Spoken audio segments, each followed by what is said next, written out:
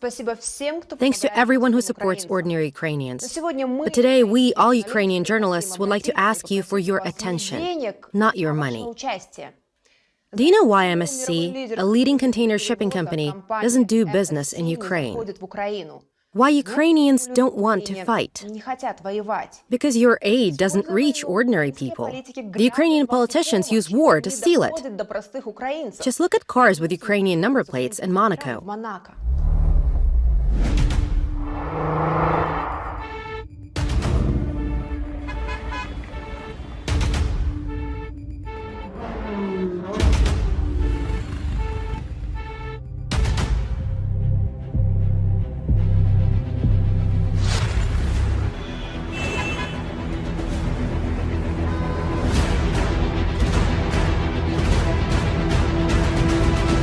And this is Ukraine. People fight over a pair of sneakers in a thrift shop.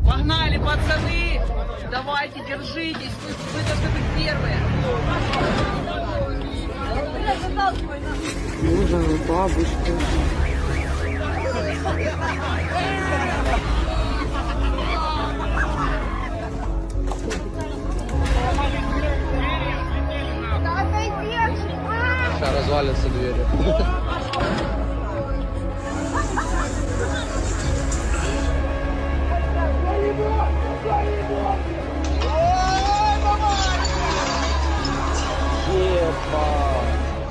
Alongside my colleagues from Radio Svoboda, Nashi Groshi, Scheme, and other media, I'm doing my best to help the ordinary people of Ukraine.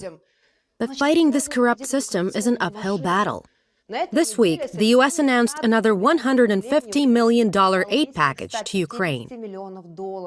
Does it sound like a lot to you? For the Ukrainian government, it doesn't.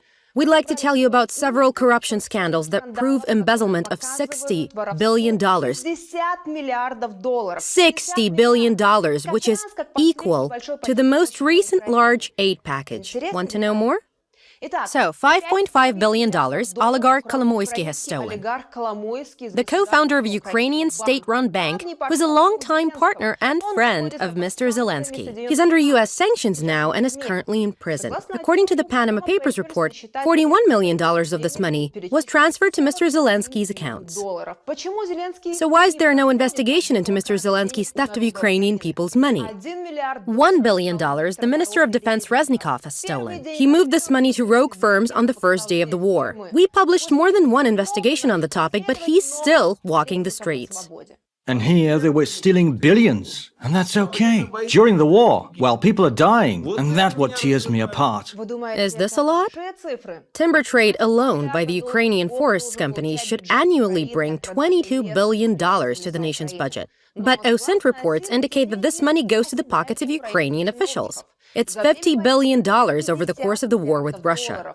Even the head of a small village office was found to keep $4 million at home. And there are more stories like that. But the main cash flow goes to the corridors of power. $1.1 billion the Kyiv Tax Department employee poached.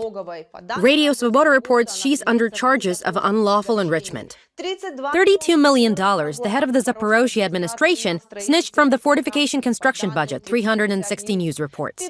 $500 million is the amount of funds proven to be stolen from the construction of fortifications, according to the head of the investigative committee, Mikhail Bondar. The SBU general, who accused me of treason for a call for peace on Telegram, has been detained in Serbia with over $20 million worth of cash, jewels, and crypto assets. $40 million the head of the big building national program has stolen, the National Anti-Corruption Office NABU reports.